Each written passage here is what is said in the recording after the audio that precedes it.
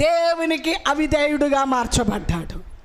ఇద్దరిని అభిషేకించిన వారు సమయాలే, ఇద్దరి నెట్టిల మీద నూనె పోసిన వారు సమయాలే.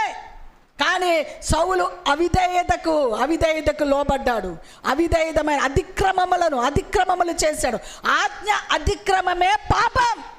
సౌలు చెప్పి దేవుని బిడ్డ సమయాలు చెప్పి పంపించిన వాటిని చెప్పినట్టు చెయ్యకపోవడమే. ఈరోజు కూడా విశ్వాస జీవితంలో ఇది చెయ్యకూడదమ్మా, ఇక్కడికి వెళ్ళకూడదమ్మా, ఈ మాట మాట్లాడకూడదమ్మా, ఈ పని చెయ్యకూడదమ్మా, అక్కడ నిలబడకూడదమ్మా, అది మాట్లాడకూడదమ్మా అంటే వింటున్నారా? వినరు. ఆజ్ఞ అతిక్రమమే పాపం. చూడండి, ఆ మాట మీకు చదివిపించి వినిపిస్తాను. దేవుని బిడలారా, సౌలులో ఉన్నది దేవుని బిడలారా ఏంటో తెలుసా? దేవుని బిడల మొట్టమొదటిగా దేవుని ఎదుట ఒప్పుకోలేని అవిధేయత.